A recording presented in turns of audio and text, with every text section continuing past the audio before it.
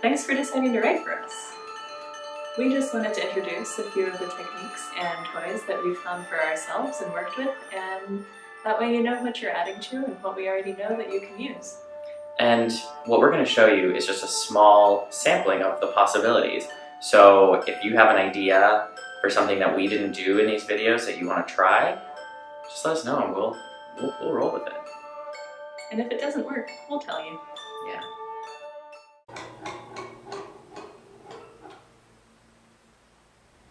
Hi, I'm Robert Fleitz, and I'm here to talk to you about extended techniques inside the toy piano.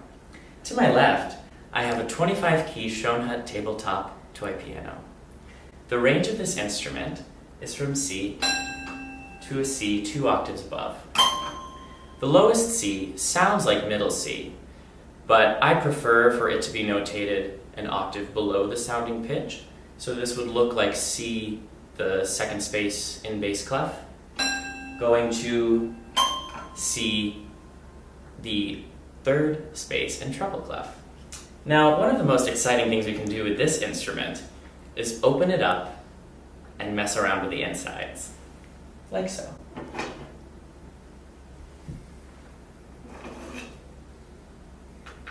Now, as you can see, the toy piano is played by these little plastic hammers hitting these little metal tines. We can do all sorts of crazy things with these tines and these hammers. Plucking the tines creates a really interesting ringing sound.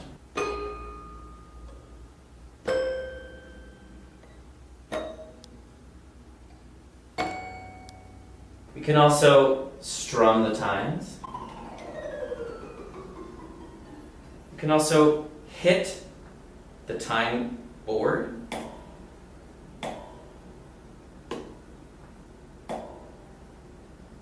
Or strike the back of the piano, which causes all the tines to resonate.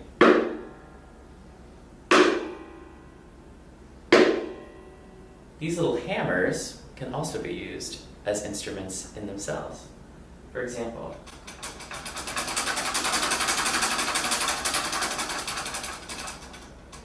you can shake them, making this kind of eerie, creepy sort of effect.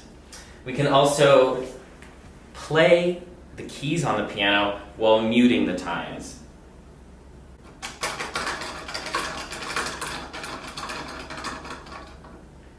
So that all we get is the sound of the keys and the hammers. We can also flick the hammers, creating this really dramatic accent.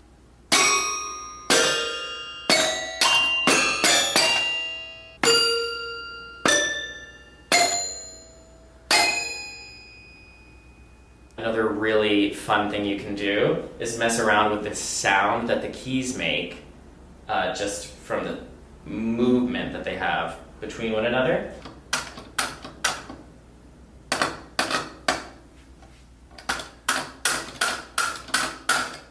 We can also remove the keys from the key bed.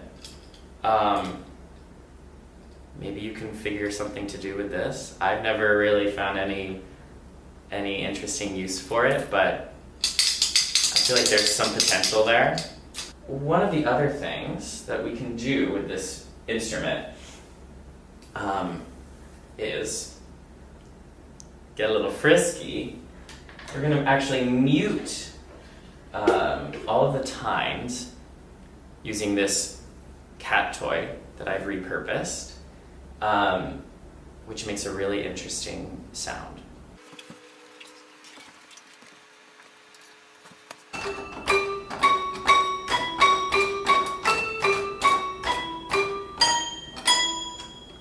Another thing you can do to create a really interesting percussive sound is get out one of these babies and take it right to the top.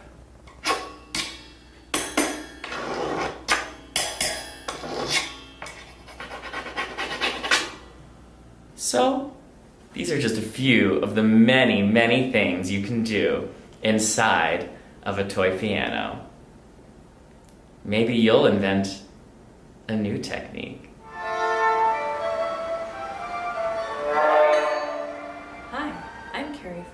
I'm here to talk about the toy viola.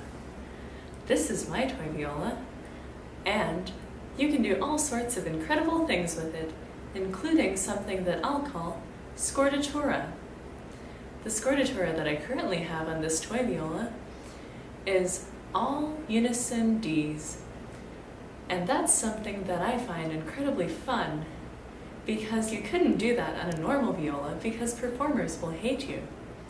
But toy performers love Scordatura, and because the bridge is flat, it allows for many, many opportunities of playing all of your strings at once, even when you don't mean to or desire to. I will now demonstrate my current tuning.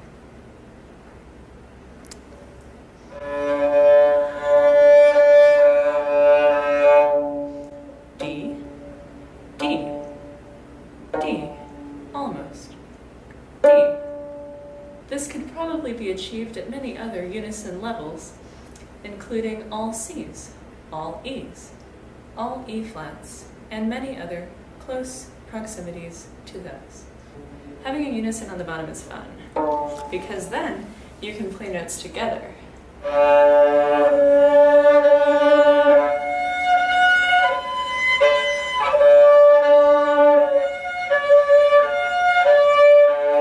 Or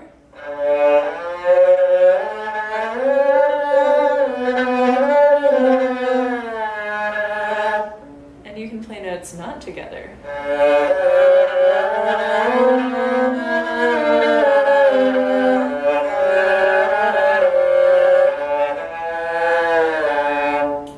Like so. Another popular tuning is a unison on the bottom and a tritone on top, of your choice. I like C and F sharp. We'll see if we can get there.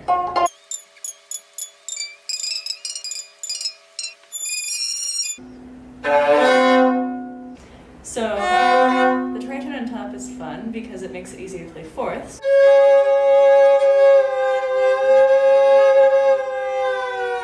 And thirds. And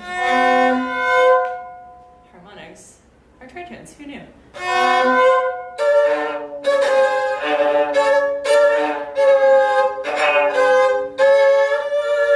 As seen in Eugene Isaï's Violin Sonata No. 2, Ballade. When tuning and choosing the tuning for a toy viola piece, it's important to consider the mode you're going to write the piece in, if there is a mode. I recommend choosing a tuning that fits the mode of the piece, because chances are open strings will inadvertently be used, whether you like them or not, due to the proximity, the odd spacing, and the flatness of the bridge. It's recommended to choose open strings you don't mind hearing a lot. And to rely heavily on the octave harmonic and the open string as locuses for placement of fingers. If you want to write something with real notes, I highly recommend choosing notes that fall within a given tetrachord to ensure proper pitch relationships, because the strings over the course of the piece aren't necessarily going to stay in tune. They might, if the viola is feeling good today. But they might not. So if you want this interval to be exactly what you mean it to be prepared for that not to happen. And if you want it to be really in tune, you could write.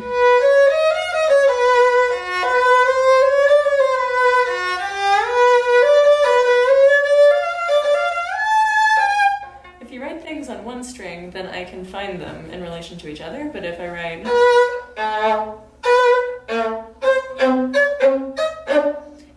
For something that's going to be directly across or in another position, those aren't as consistent. They might happen, but they might not.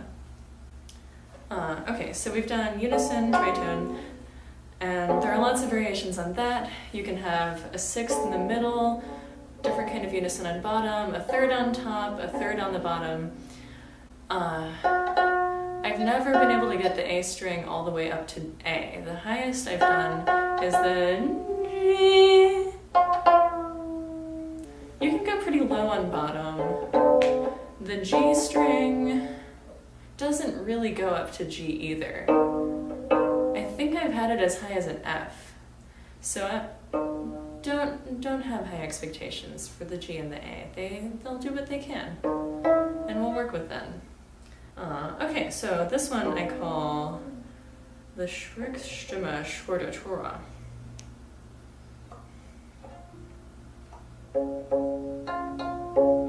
So we'll go with a nice D flat and F on the outside, and on the middle we'll go with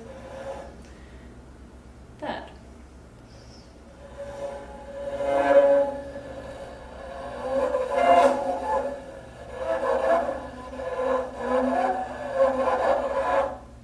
So it can be totally loose, or you can have just a tad bit of pitch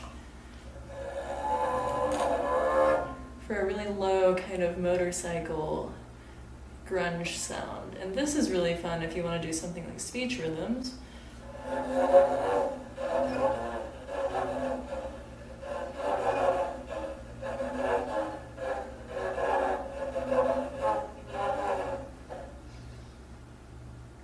So it kind of, you know, you can get inflection, but there's not going to be too much outright pitch, which is kind of fun for imitating human speech. And the higher up you get, you can sort of, you can kind of tune as you go by creating tension on the strings with your fingers. So.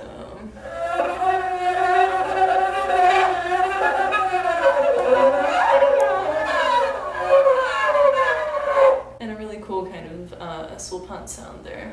And if you don't mind hitting the open strings, which is why I recommend choosing open strings that are harmonious with your intentions and your soul.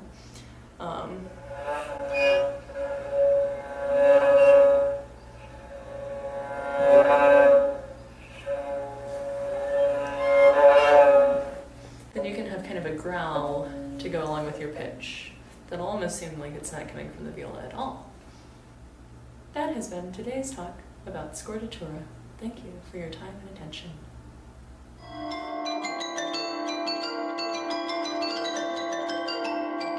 So I want to show you my primary instrument.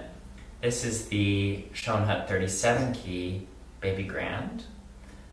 It's the main model. Usually we put it on legs when I'm playing it as a solo instrument, but typically for this ensemble I'll just have it on the floor like you see right now. The range of this instrument is from an F to an F 3 octaves above.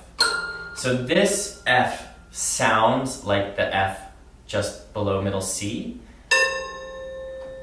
but I prefer for the notation to be written an octave lower. So this will actually look like the F just below bass clef, going to the F at the top of treble clef. This is a pretty straightforward instrument. We can play it like a regular piano. If things get a little too tight, because my hands are a little bit big, it creates some difficulty, but pretty much anything is possible in that regard. Just in case you're wondering what it sounds like.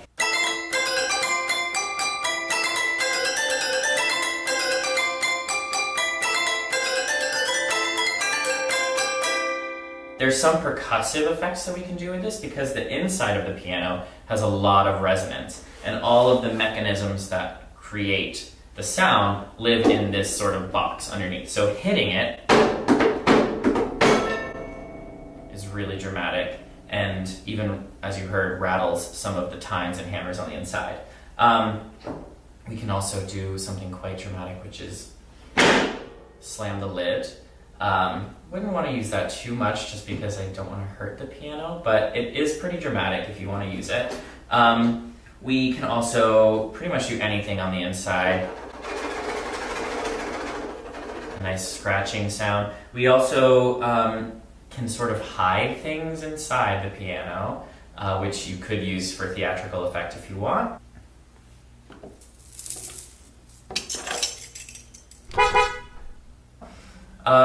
And we can also use other instruments while I play this, so I often will put the melodica here and play the melodica while I play the toy piano with the other hand.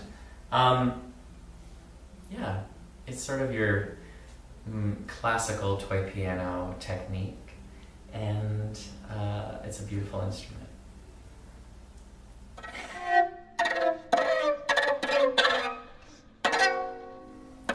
Let's talk about the bow. So, Colenio, the wood, you know this.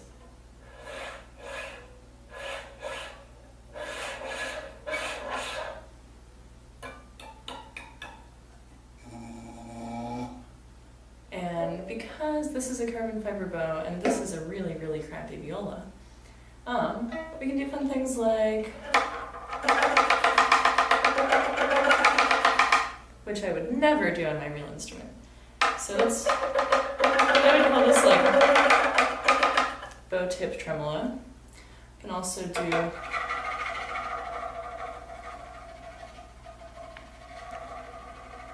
sort of Colenio on the body of the instrument, and then all of your normal Colenio techniques. Vertical bowing is cool because you can do kind of 4 strings at once due to the low tension and the pretty flat angle of the bridge. So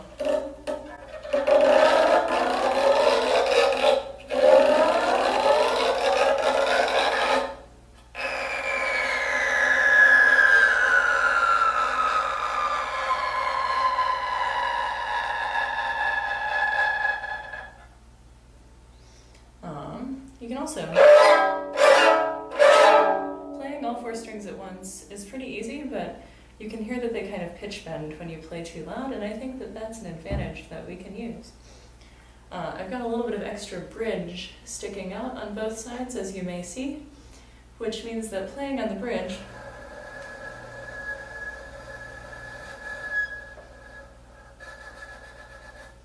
is pretty easy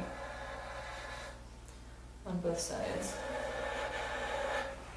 And my favorite, this isn't bow related, but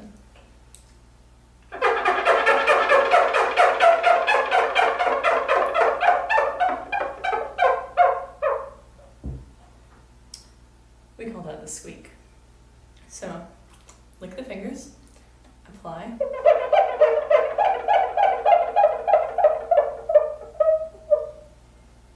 and press. So there are a lot of fun things that you can do on viola that you can also do in toy viola. But just, you can go even more extreme, because hitting anything else is basically not an issue. You know, we can bow anything that can be bowed will be bowed with a greater degree of intentionality. And you can hit it with basically anything.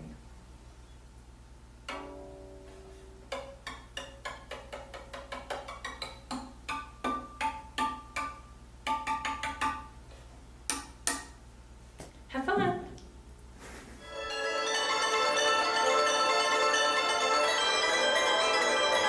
So, one of my favorite effects is using both of these toy pianos at the same time, because the 2 instruments are tuned at the same octave, but have a very slight change in timbre.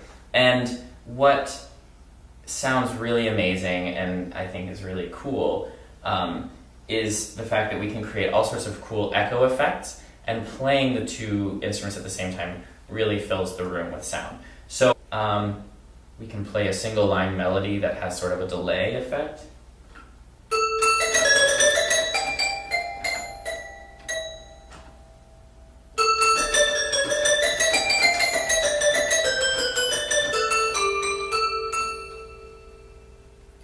We could also play really huge sort of clusters.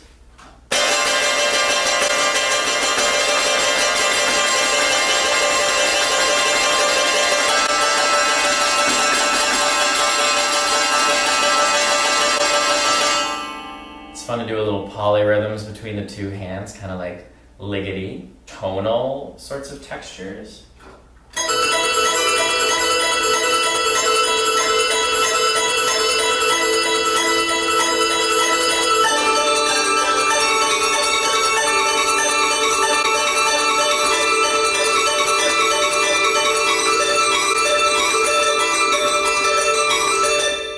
And you can also do a little bit more dynamic contrast between the 2. So if you wanted one to play a single line of melody and have the other do a little accompaniment, that's also a possibility.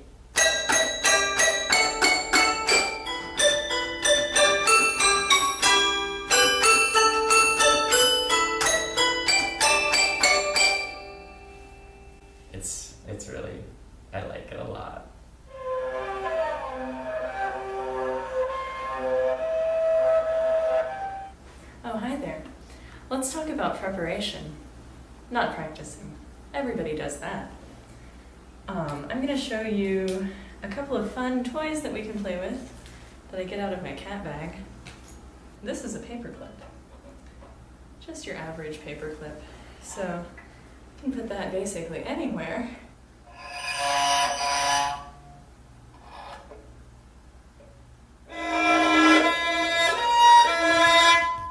So you can bow on either side of it. It kind of makes this multiphonic kind of quality. And if you put it closer to the bridge so that I bow on the other side of it, you still get to choose your pitches.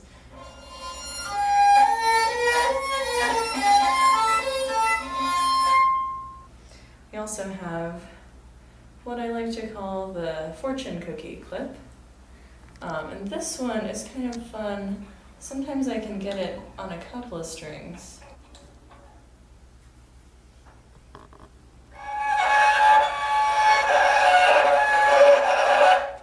And this is with these two strings tuned down pretty far. So the nice thing about the paperclip on the totally detuned strings is that it adds back some of the tension that you lose. We also have a circular paperclip, which is very much the same sort of effect.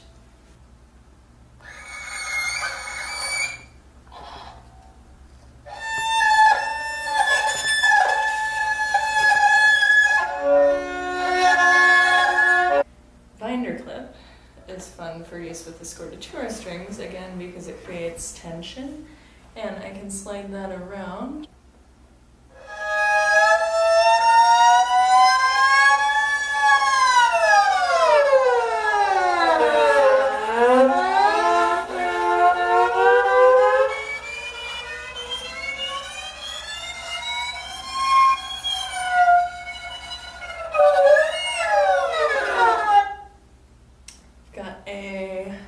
Guitar pick.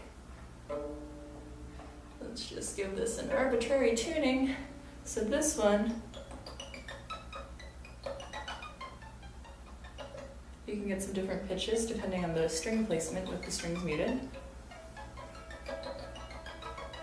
Or you can have it with the open string sound and the higher pitch of the plectrum hitting the string.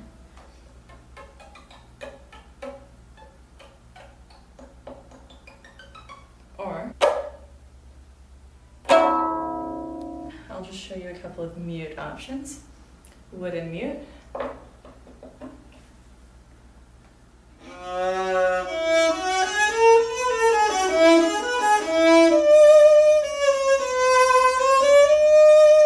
So it's a little bit more of a Baroque resonant sound.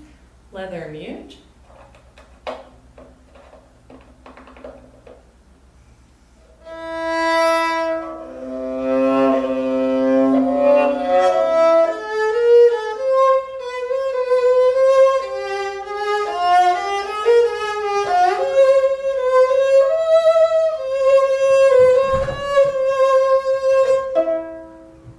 So it's a little bit softer. I mean, you can hear the difference. So if you really want to isolate some high harmonics, this is a penny, bringing out the money just like Robert.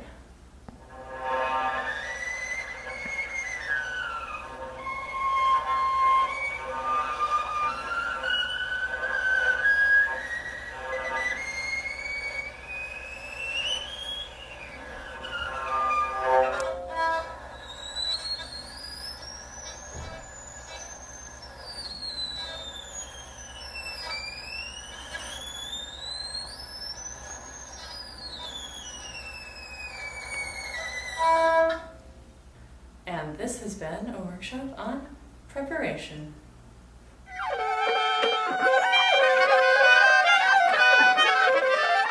Hi, I'd like to show you a few kind of interesting things about this instrument. Now, it's called a melodica, but you probably already knew that.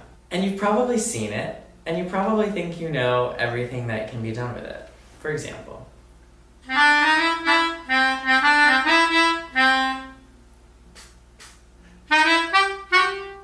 that's pretty basic, right? However, there's a few other little things we can do with it that are pretty exciting. For example,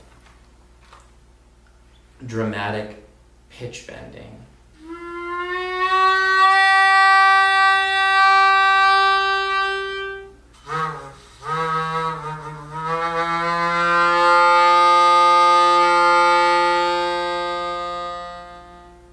You can also make really, really, really intense high harmonics on the top key if you just ever so lightly press it while you blow really, really hard.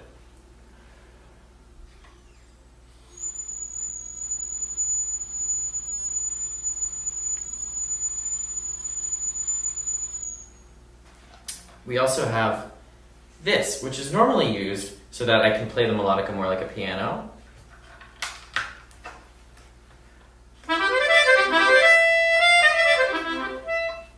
But if we detach it, we can do what I like to call techno tube.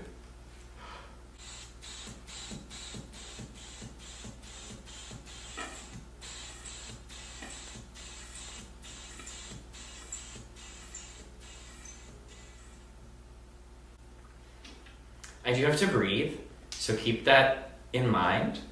But other than that, the possibilities are endless.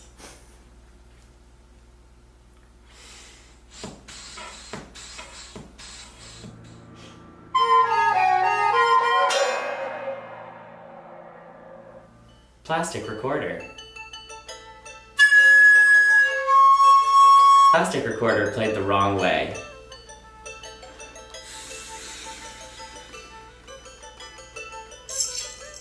Good tambourine. Swingy cat rattle. Feathered cat toy. Automaton.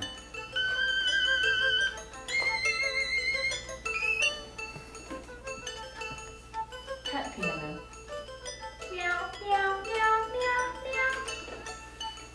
Cat piano on banjo sound.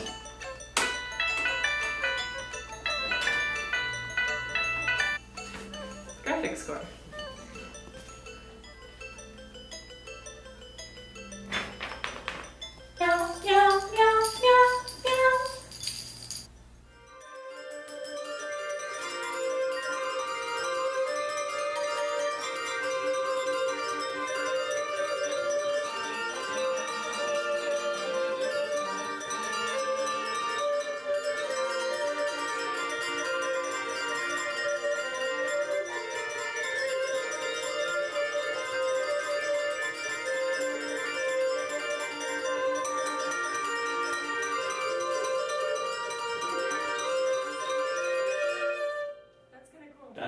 That's a nice little, that could be nice. Yeah,